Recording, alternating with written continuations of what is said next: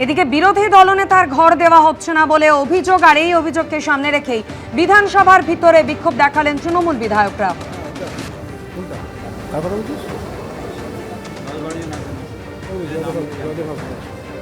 কুণাল ঘোষ, শোভনদেব চট্টোপাধ্যায়, নয়না বন্দ্যোপাধ্যায়দের দেখতে পাচ্ছেন বিরোধী দলনেতার ঘর দেওয়া হচ্ছে না বলে এই অভিযোগ রেখে বিধানসভার ভিতরে বিক্ষোভ দেখালেন তৃণমূল বিধায়করা। পর্যন্ত আমি কোনো কমিউনিকেশন পাইনি এবং যতদূর আমি শুনলাম কালকে যে উনি নির্বাচিত হওয়ার পর থেকেই চলে গেছেন কুচবিহারে, তারপর আর আসেননি এখানে।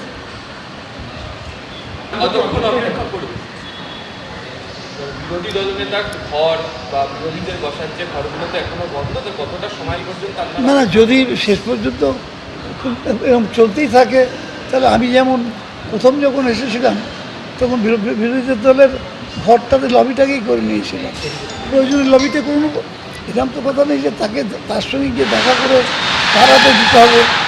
প্রথমত এই জিনিসটাই বিধানসভায় কোনোদিন চল ছিল না, এটা উনি এসে চালু করার চেষ্টা করছেন। এটা কোনোদিনই চল ছিল না। এর আগে 3 বার স্পিকার হয়েছেন, আমি নিজে জিজ্ঞেস করেছি বিমানবাবুকে, বললো আমার কাছে একটা চিঠি আসতে পার থেকে আমি তার ভিত্তিতে করে দিতাম। কখনো জিজ্ঞেস করিনি কী রেজলিউশন হয়েছে, কবে রেজলিউশন হয়েছে, কী তাতে বলা হয়েছে, এসব কখনো জিজ্ঞেস করিনি। বুলডোজার এবং নোটিশ কাণ্ডের আবহে কলকাতা পুরসভার অন্দরে চূড়ান্ত ডামাডোল। নির্ধারিত সূচির মাত্র একদিন আগে আচমকা স্থগিত করে দেওয়া হলো কলকাতা পুরসভার মাসিক অধিবেশন। তারপরই আবার কলকাতার পুরসভার সচিব বদলে দিল রাজ্যের বিজেপি সরকার। এর মধ্যে শুক্রবার মমতা বন্দ্যোপাধ্যায়ের বাড়িতে তৃণমূল কাউন্সিলরদের বৈঠকে ডাকা হয়েছে বলে সূত্রের খবর। অভিষেক বন্দ্যোপাধ্যায় সংস্থা ও আত্মীয়দের সম্পত্তিতে কলকাতা পুরসভার নোটিশ ঘিরে তৃণমূলের অন্দরেই তোলপাড় চলছে। এর মধ্যেই আচমকা স্থগিত করে দেওয়া হলো কলকাতা পুরসভার মাসিক অধিবেশন। শুক্রবার এই অধিবেশন হওয়ার কথা ছিল, তার একদিন আগে বৃহস্পতিবার কলকাতা পুরসভার তরফে নোটিশ জারি করে জানানো হয় আপাতত এই মাসিক অধিবেশন স্থগিত রাখা হচ্ছে।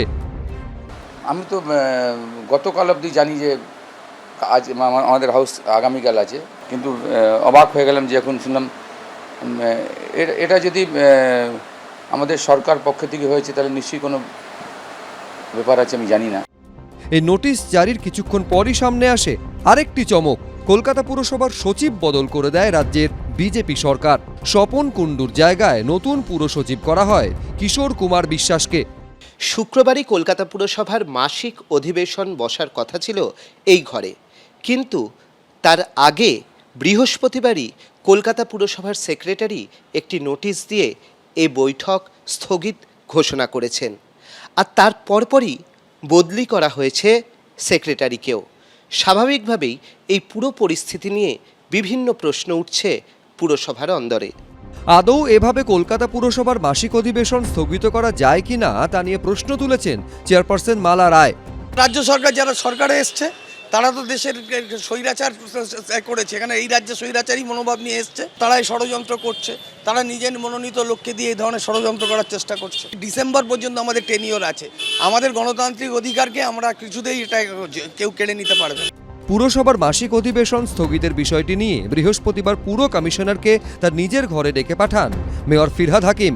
সূত্রের খবর, সেখানে পুর কমিশনারকে মেয়র বলেন যদি মাসিক অধিবেশন না হয় তাহলে সাংবিধানিক সংকট তৈরি হতে পারে। না দেখুন, এই যে পুরসভার যেই বোর্ড সেটাও নির্বাচিত এবং রাজ্য সরকার এখন যারা পরিচালনা করছেন সেটাও নির্বাচিত, তো সেখানে ট্যাসেলের কোনো ব্যাপার নেই। হয়তো কোনো কারণে কিছু ব্যাপারটা হতে পারেনি, সেটাকে এইভাবে দেখা উচিত নয়। তবে সূত্রের খবর, কলকাতা পুরসভার মাসিক অধিবেশন স্থগিত হলেও শুক্রবার দুপুর 1:30টায় কলকাতা পুরসভায় আলোচনায় বসবেন তৃণমূল কাউন্সিলররা। উপস্থিত থাকবেন পুর চেয়ারপারসন মালা রায়ও।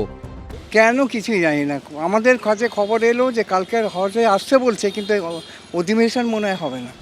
আবার শুক্রবারই বিকেল 4:30টায় মমতা বন্দ্যোপাধ্যায়ের বাড়িতে কলকাতার তৃণমূল কাউন্সিলরদের বৈঠকে ডাকা হয়েছে বলে সূত্রের খবর। তিলজলায় বেআইনি নির্মাণে বুলডোজার চালানো, অভিষেক বন্দ্যোপাধ্যায় সংস্থা ও আত্মীয়দের নামে থাকা সম্পত্তিতে নোটিশ দেওয়া নিয়ে তোলপাড় চলছে।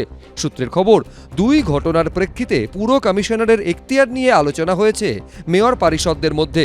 এর মধ্যেই আবার কলকাতা পুরসভা ও পুর কমিশনারের নিরাপত্তা বাড়ানোর ক্ষেত্রে সবুজ সংকেত দিয়েছে লালবাজার। অর্ণব মুখোপাধ্যায়, ময়ূখ ঠাকুর চক্রবর্তী, এবিপি আনন্দ, কলকাতা।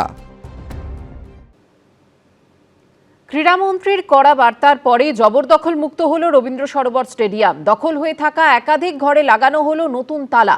ক্রীড়ামন্ত্রী জানিয়েছেন, স্টেডিয়ামের ভেতরে বসানো হবে নতুন ট্র্যাক। কোনো রকমের অসামাজিক অনৈতিক কাজের জন্য স্টেডিয়ামগুলো ব্যবহার হোক, আমরা সেটাতে বরদাস্ত করব না। ক্রীড়ামন্ত্রীর হুঁশিয়ারির 48 ঘন্টার মধ্যেই অ্যাকশন মোডে ক্রীড়া দপ্তর। জবরদখল মুক্ত হলো রবীন্দ্র সরোবর স্টেডিয়াম। রবীন্দ্র সরোবর স্টেডিয়াম বাংলার খেলাধুলার জগতের ফুসফুস ছিল। তারপর 2011 সালে পালা বদলের পর থেকেই এই রবীন্দ্র সরোবর স্টেডিয়াম বেহাল হয়েছে।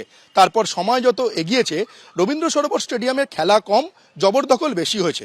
ঘর দখলমুক্ত হয়ে গেছে।